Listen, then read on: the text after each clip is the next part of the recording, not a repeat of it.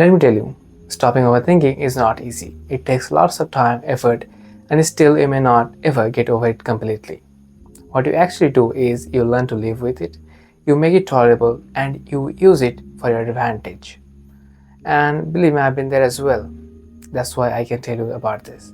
Before I share how I control my overthinking, and you can as well, let me tell you about overthinking. I mean, what it is, just briefly. In practical terms, overthinking is our brain running a marathon with no finish line. What actually happens is we run simulations of what ifs, of what could have been. We think about dreams, hopes, wishes, and how everything is falling apart, but we can't do anything about that. We remember about our failure, mistakes, embarrassments, and wish the fate was kinder to us.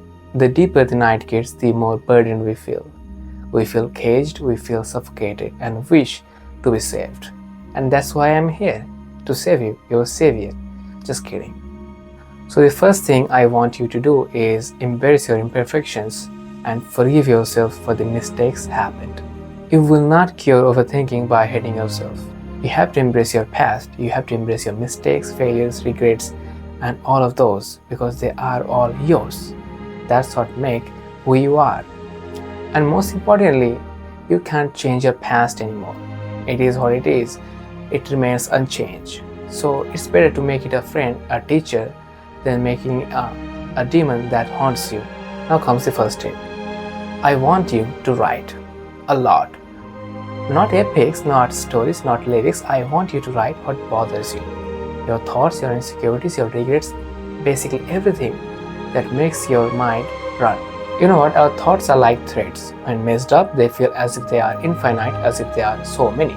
But once you start gathering them one by one, you realize how small they are. They're just this tiny, like yours.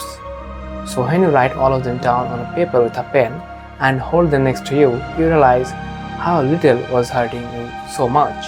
Even if you had too much overthinkings, you would still not be able to fill up a single page with your thoughts.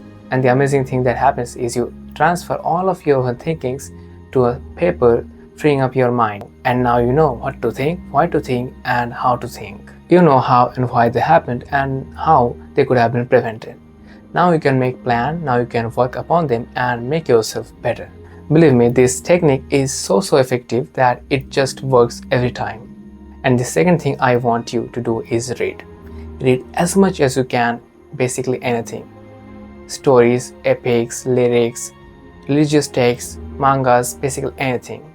But I specifically suggest you read philosophy, history, maths, physics, biology, and political science. And I would personally recommend you start reading by This Stranger by Albert Camus.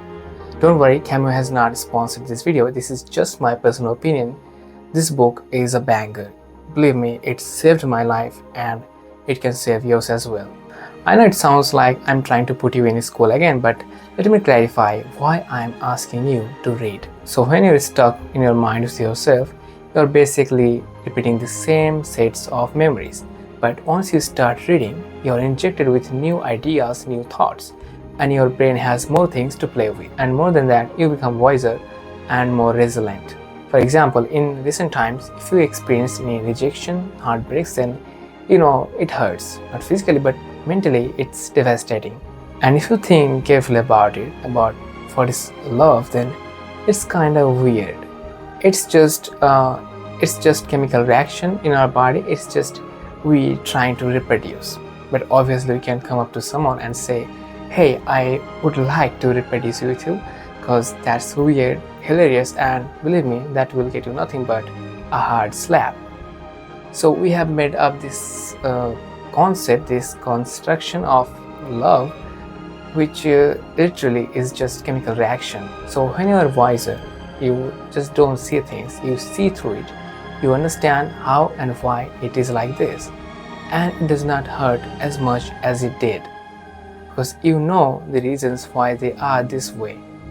The same way, when you learn more about human, their nature, their perspectives, their thoughts, their ideas, you realize that overthinking is just a part of being human. Yes, that's it.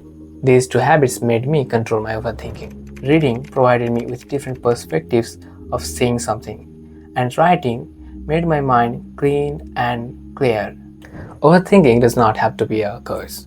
Embrace it, structure it, and it becomes your ally.